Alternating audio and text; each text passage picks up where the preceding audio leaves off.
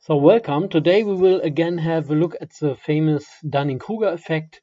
The Dunning-Kruger effect states that unskilled individuals often overestimate their own ability in a certain area, and poor performers, for example, grossly overestimate their performances. That comes from people's inability to recognize their lack of ability. So, and if you are interested in cognitive biases like the Dunning-Kruger effect, then maybe you should have a look at the Wikipedia page, at the list of cognitive biases on Wikipedia, and there you find hundreds of cognitive biases. Basically, these are procedures or mechanisms where our brain cheats us a little bit. Yeah, here's a Dunning-Kruger is one of them. So very interesting, these cognitive biases. Now we want to examine this cognitive bias, and so in statistics, or in science in general, in science, we always start with some questions that we want to examine here. Can individuals who rate their own knowledge very highly actually answer more questions correctly than those who rate their own knowledge rather low? So the null hypothesis, I would say in this case, would be people who value their own knowledge very highly in a certain area are not able to answer more questions on the topic correctly than people who value their knowledge rather low. And the alternative hypothesis in this case would be people who value their own knowledge in a certain area very highly can answer more questions correctly. So it's a one-sided hypothesis. People who value their own knowledge highly can answer more questions correctly. A one-sided hypothesis would just be there's a difference between people who value their own knowledge high and people who value their own knowledge low. So this is a typical start in scientific research. You have a question, you have hypotheses, then you have to think about to operationalize these questions and these hypotheses. Usually you develop, for example, a questionnaire to examine that. And here we have in our first survey these three questions. The first one is from Hans Rosling's ignorance tests.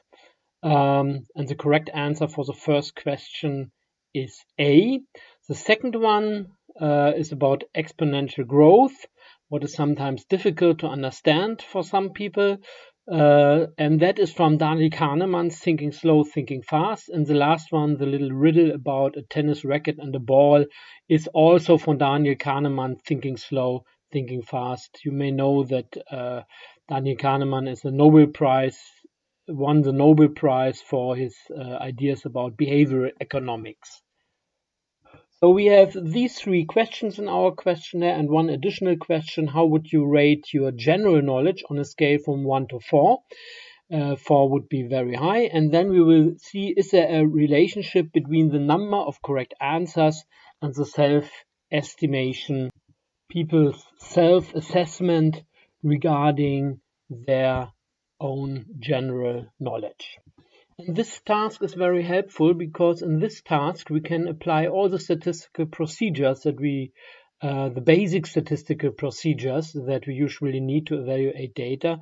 So we can create cross tables, compare means, also calculate correlation coefficients, and then we can test our results with the chi-square test, the ANOVA, or the different types of t-tests. So we will in a moment apply all these procedures with SPSS and then interpret the results, and we will proceed in the following way. So first we want to create numerical variables for our three questions about racket and ball, bacteria, and the world population. Then we need to calculate a new variable where we count the number of correct answers for every student. And then we will investigate the connection, the relationship between the self-assessment of general knowledge and the number of correctly answered questions, and see if this relationship that we can observe are significant. And as I said, we can apply now all the procedures. We can compare the means and test that then with a t-test for significance. We can calculate the correlation coefficient, also test it for significance, and we can also create a cross table and apply the chi-square test to test it for significance. So again, here we have our null hypothesis and our alternative hypothesis that we want to prove. What we usually would assume is that people who value their own knowledge very high also can answer more questions correctly. But is that correct? That is the question here. So in our data set here we have these basic questions from Hans Rosberg's ignorance test and from Daniel Kahneman's Thinking Slow, Thinking Fast. First question about the population, how it is distributed over the continents, and A was a correct answer and should get a 1. All other answers should get a 0. I will demonstrate it only with the first variable so that we can spare a little bit time. You could do the recoding for the other variables on your own. So we start with transform. Yeah, that is the menu we need here. And first we want to recode, and we recode into another variable. We want not to recode into the same variable, but into another variable. So I click on this menu, and here we have our population, our question for population. And as I already said, I first must reset here the menu.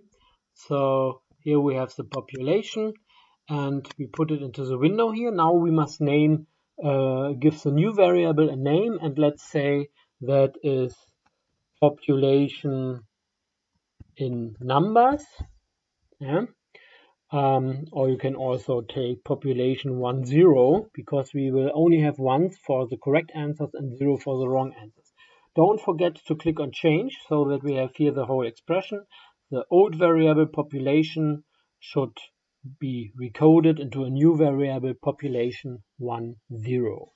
Now we need to determine the old and the new values. So we click on old and new values. And that's relatively easy because the answer A should get a 1. That is the correct answer. 4 billion people live in Asia and only 1 billion in Africa, 1 billion in North and South America, and 1 billion in Europe. So A was the correct answer. And all other values are wrong. Yeah. So we can, for all other values, get a 0. Don't forget to click here on Add. And now we can continue. And click on OK. And then you can see here in our data set, we have a new variable, population 10. Yeah. And that is the variable that we have recoded. Let's just have a look at everything went OK. So we click on Analyze and create a frequency table, descriptive statistics, frequencies. Reset. Here we have our new variable. And let's say I also want to have a diagram. And OK. So now here you can see from round about 80 participants. Let's insert the numbers.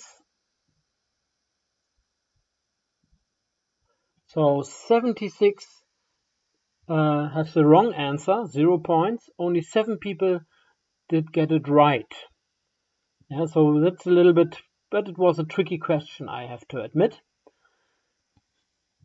Now you can pause the video and also recode the variables racket and ball. The correct answer for racket and ball costs together €1.10. The racket is €1 more than the ball. The correct answer was €1.05. And the correct answer for the third question for the growth of a culture of bacteria, if it doubles its size every day and it after 12 days it has a size of 400,000 square millimeters, how long does it take to cover half of that? And obviously the correct answer here is 11 days. And when you recode the new and the old value, it is important that you you write 11 days exactly in the ways it is written in the data set, so that SPSS can recognize that. Same thing with €1.05. That is 1 comma, not a point, comma 05 empty space euro. If you have the slightest mistake, then SPSS will not recognize the values. Okay, so now here I have my three variables, my three new variables. Yeah, population in numbers, just 0 and a 1.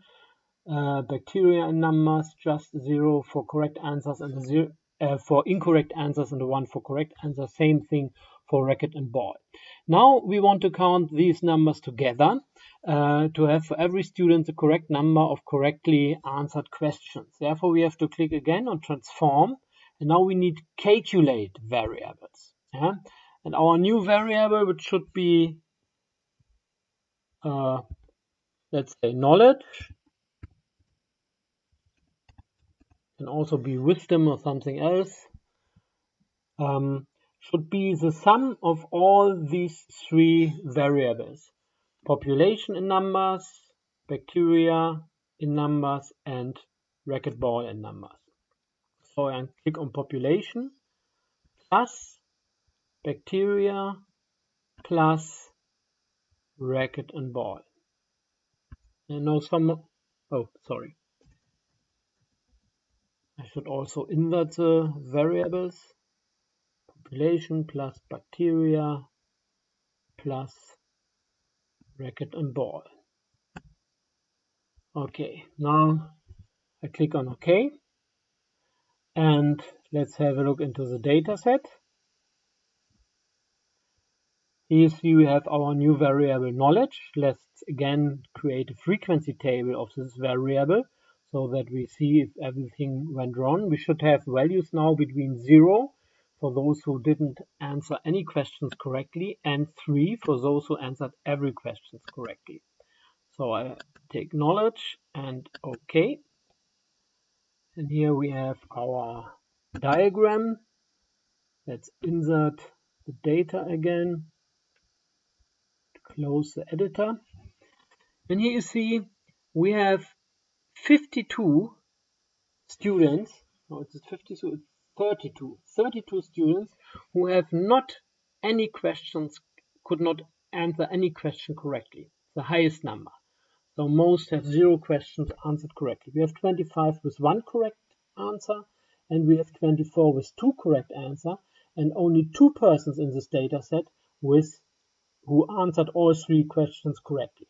But I have to admit, as I already said, the questions are a little bit tricky. And here you see also the number here in our table, and we have 83 students who participated in this survey. But as I already said, only 2.4% could answer all questions correctly. Now we want to examine the relationship between the variable knowledge and the variable general knowledge, where the participants estimated their own general knowledge on a scale from 1 very low to 4 very high.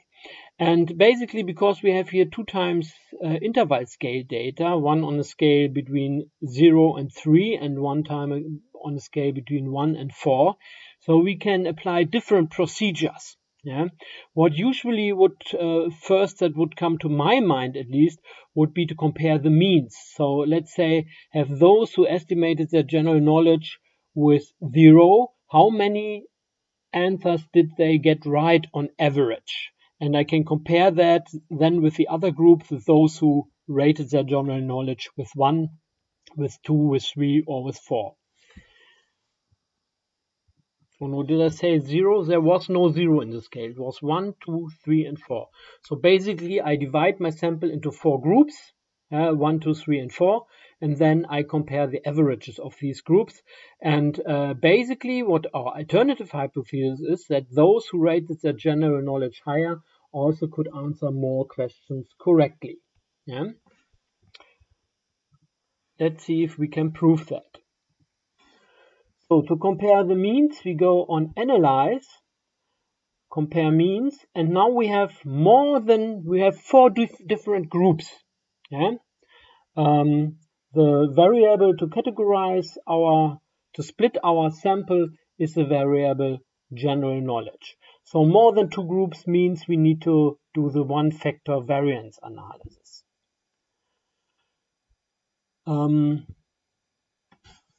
Okay, so our dependent variable is the number of correct answered questions, is our knowledge. And our independent variable that splits our sample into different groups is our general knowledge, how people estimated their general or rated their general knowledge.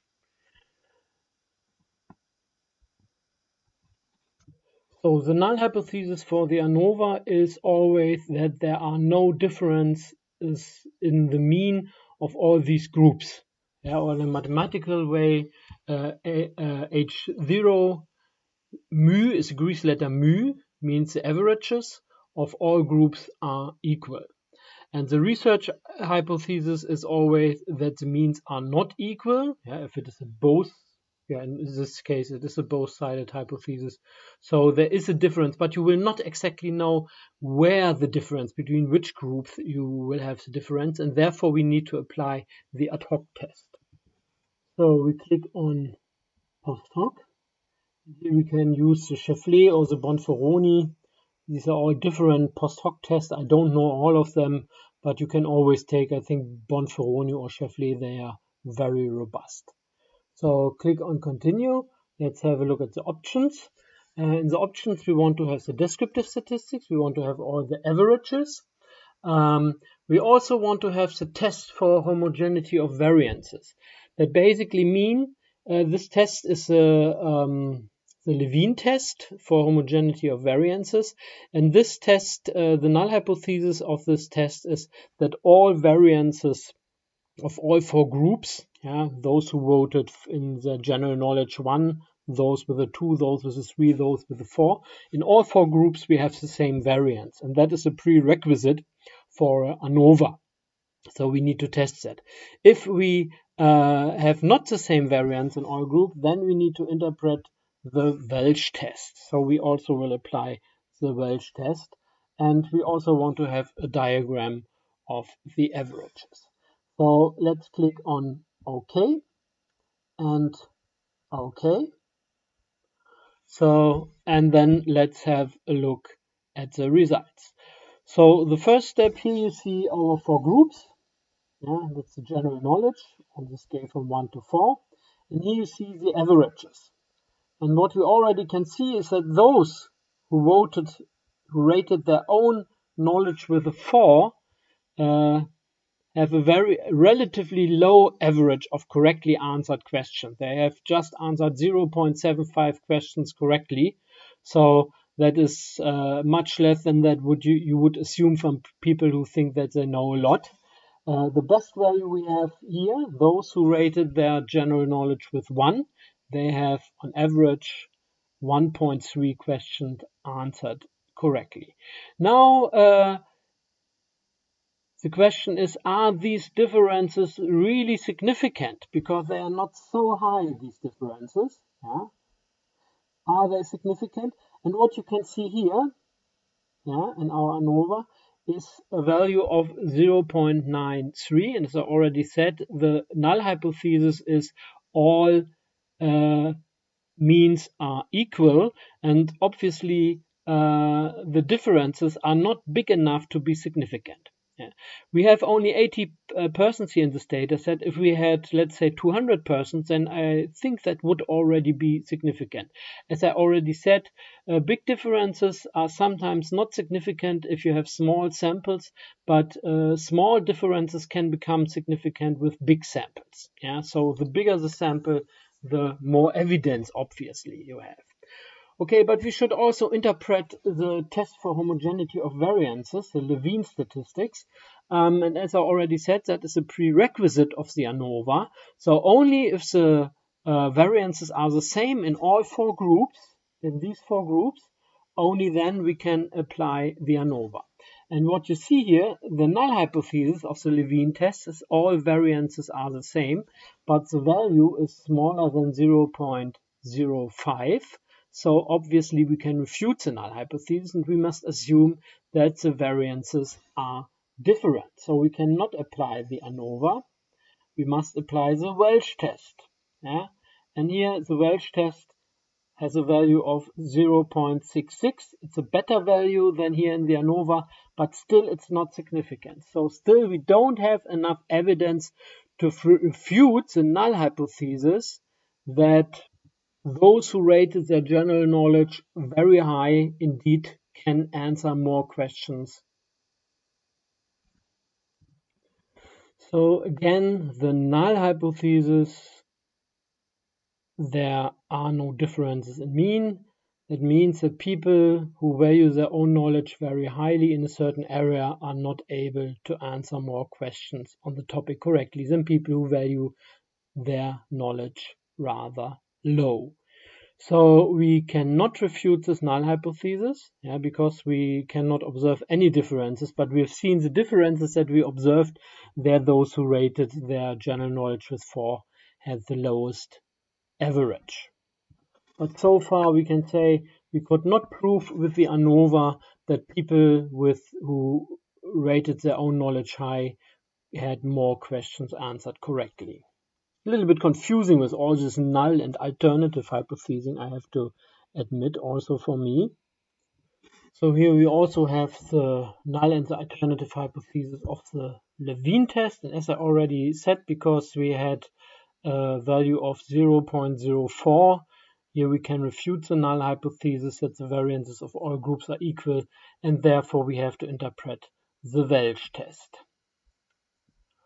So let's have a look what is important, but also the Welch test, as I said, also here the difference is not significant, but it's very close to. So obviously, because we have here no significant, we don't need to have a look at the post hoc test, because usually now the post hoc test would show you exactly which differences between which groups are significant. So here we have the first group and we have the differences to all the other groups, and if any difference would be significant, then we would find a little star here, and so that we know which differences exactly are different. Here we have the diagram of the means, but you have to be careful with this diagram, because here the difference seems to be very big because the scale does not start at 0. So let's just change that. So with a double click on the diagram, then we click on the Y for the Y-axis, and now we can here the minimum of the Y-axis should be exactly 0. Close the diagram editor, and now you have a more realistic diagram. Still the differences, we have some differences, but as I said, in this small sample, these differences are not significant. Okay, so we could not refute the null hypothesis, and we could not prove the alternative hypothesis that people who estimate their general knowledge higher also could answer more questions correctly. Let's have a look at the next procedure. What we can also do, we can also compare directly the two variables with each other.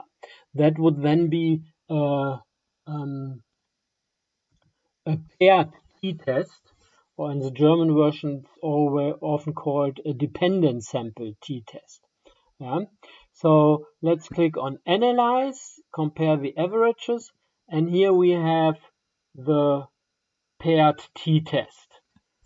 You remember when we split our sample into two different groups, for example, into males and females, and compare the averages of males and females with each other, we would have to apply the t-test for independent samples. But in this case, we compare two variables with each other, the rating of the general knowledge and the number of correctly answered questions, and we have the same people for both variables. So that's why it is a paired t-test. So we click on paired t-test, and then we can I already have these two variables here in the t-test, general knowledge and knowledge. So let's have a look at options. Don't need that, I think, so we can just say okay. Now we have the paired sample t-test. Here you see we have the averages. The average of general knowledge, how people estimated their general knowledge, is 2.6. The average of knowledge is 0.9. Yeah. But it's not so easy to compare these two variables. To compare these two variables, it would be good if we had the same scale for knowledge. For knowledge, we have a scale from 0 to 3. Yeah, so if we had a scale from 1 to 4, then we would have been able to compare it. So, but still, general knowledge has a much higher average. And let's see, is this average significant? No, still it is not. No, that is a correlation. Sorry. Here, SPSS calculated the correlation coefficient. It's a very small correlation, 0.034. And so in a small sample, a small correlation never is significant, as you see. Yeah. But we will do the correlation once again in a moment. So here we have the test for paired samples. So here you see 1.6 is the difference in the average. But as I said, maybe we should have standardized the two scales so they are not easy to compare. We have the standard deviation. What is important is here again, this difference of the two averages is obviously significant. But I think it's not very useful here to interpret this test. Maybe if we would have standardized the two scales before the test, then it makes sense. But I think it's makes not very much sense for this task. Yeah. So as I already said, when we have 2 times interval scale tables variables, we can theoretically apply different procedures, but sometimes you just need to try to see what really makes sense. So let's also apply the next procedure and create a cross table. Yeah? We had the ANOVA now where we compared the averages, but we couldn't find any significant differences. We have the 2-sample t-test where we found a significant difference, and now we create a cross table and test the cross table with the chi-square test. So we click on Analyze, Descriptive Statistics Cross Table. Here we have already general knowledge in the rows, so now we need knowledge in the columns. Let's have a look at the statistics. Here we have the chi t-test, and we should also click on the phi and Kramer v. Continue. Let's have a look at the cells. Here we have different possibilities. Let's in this case say we don't take the observed values, we take the percentage in the rows. Continue, and that's all we need. We want to have a grouped bar chart.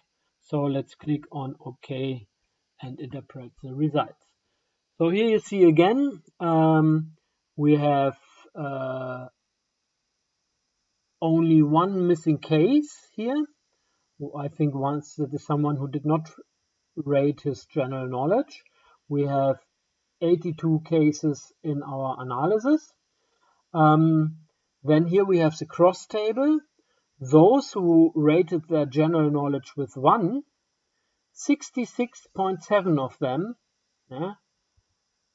did get one answer correctly. None of those did get 0 answers correctly. But also none of those did get 3 answers correctly. So here this 100% means this is a group who rated their general knowledge with 1. That is the percentage in the rows.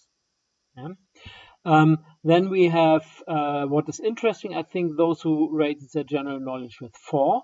There we have 37.5% who didn't get any questions correctly. So these are obviously the Dunning-Krugers. And also those who could just answer one question correctly, 50%, I would say these are also Dunning-Krugers. Someone who answered two questions correctly out of the 3 difficult questions, I think that is okay. Yeah, so obviously here in the cross table we have a relatively precise look into the data. I find that very helpful. But these differences again are not significant. So that means again we cannot refute our null hypothesis, and we cannot prove our alternative hypothesis. Our alternative hypothesis was that those who rated their general knowledge high also could answer more questions correctly. Yeah, from the descriptive data we see it's the opposite, but still the differences are not significant. As I said, if we had 200 people here in the data set, I think that would already be significant. But that is a relatively small sample that we have here. Let's also have a look at the bar chart. That is just information that we already know. Let's have a look at the Kramer V, how to interpret the Kramer V. So here we have the numbers. If the Kramer V is, let's take this line, smaller than 0.3, then it's a weak interrelation. So that is the same number that we have for the correlation coefficient. Smaller than 0.3 is a weak correlation also. So I think we don't need to have the first number. It's not so important. It's easier to remember this number because it's the same than in the correlation coefficient. The second number, the moderate interrelation, is up to 0.5. Yeah, for the correlation coefficient that is usually 0.6, but it's relatively close. Yeah, so and if it's smaller or equal, or if it's between 0.5 and 1 is the highest number that Kramer's V can be, then it's obviously a strong interrelation. So it's relatively close to the interpretation of the correlation coefficient. Here we also have the typical null and alternative hypothesis of the cross tables. So the null hypothesis would be the two variables are independent of each other. That is basically the same as if you say there are no differences. Because someone rated his general knowledge with 4, that does not mean that he could answer more questions correctly. So that means basically the same. The two variables are independent.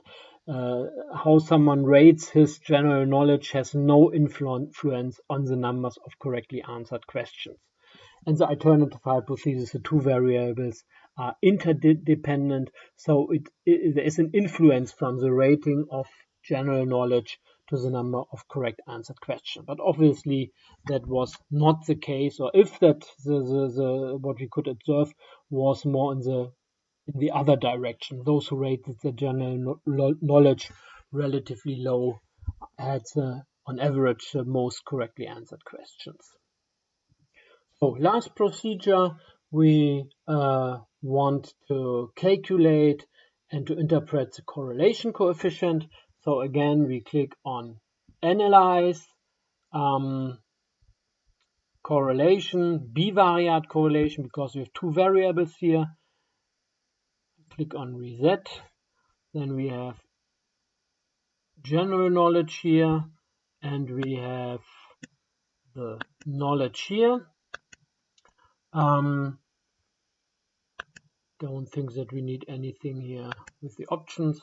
We have 2 times, or we could interpret this data as interval scale data, but let's also calculate the Spearman and the Kennel tau, because I don't think that we will have very big differences. Usually we use the Spearman correlation coefficient when we, for example, examine the correlation between interval scaled variable and the ordinal scaled variable, or between 2 ordinal scaled variable. Yeah, also the Kennel tau you can use for that. But for interval scaled data, you usually use the person. So our hypothesis here is one-sided, because we want to prove the alternative hypothesis that those who rated their general knowledge high also could answer more questions correctly. So let's click on OK and have a look. Here we have the correlation coefficient. Yeah, we have already seen that he has already calculated that in the t-test of 2 paired samples. So it's 0.34, but as we can see here, again, it's not significant. Yeah, it's a very small correlation coefficient, but it's not significant. So we cannot prove our alternative hypothesis so that those who rate their general knowledge high can answer more questions correctly. Here we also have the Sperman and the Kendall-Tau correlation coefficient. You see it's a little bit higher, but still very, very close to the zero. Here also close to the zero, and both are not significant, not even in a one-sided test. Yeah, let's to understand the correlation coefficient better, last action in this video, let's also create a diagram. So we can click on diagram, create diagram, and we want to have a scatter dot plot here. So we take this diagram and then we want to have the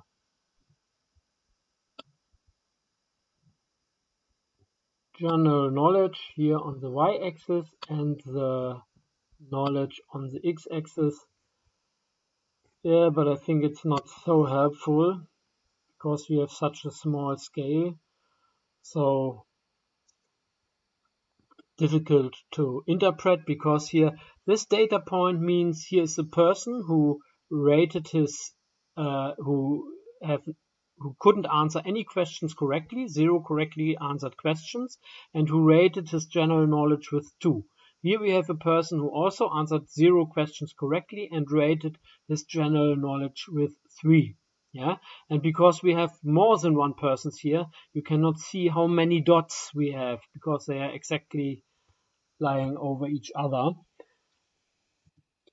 So, ich habe das Streudiagramm jetzt vor allem deshalb hier noch einmal kurz gezeigt, vielleicht einmal zum Verständnis. Man hat ja normalerweise hier in diesem unteren Viertel hat man sozusagen diejenigen, English. So I created this scatter dot plot for some understanding, because usually here in this quarter you have those who rated their general knowledge relatively low, and also those who have not very much questions answered correctly. And here you have those who have a lot of questions answered correctly and who also rated their general knowledge relatively high. So if our alternative hypothesis that those who rated their general knowledge high also did get more questions correctly, then we should have a shape like this. Yeah, we should have most points in this quadrant and in this quadrant. And this diagram is also interesting for later to understand the regression analysis, because in the regression analysis we want to have a regression line that fits these dots here, and we can add this regression line to this diagram by double click, opening the editor, and then we have here this option fit in regression line.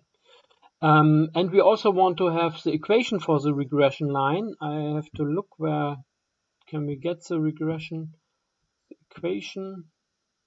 Oh no, okay, so I click on OK, and we already have it here.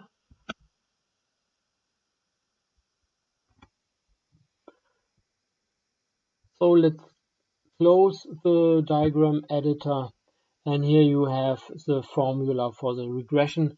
But you should think about, we don't have a very high correlation here. It's not significant. So obviously a regression line in this case would also not be very helpful. But just to remind you, because that will be our next step to deal with regression. But it's late now, so I hope this video was helpful for you. Wish you a wonderful week, and see you.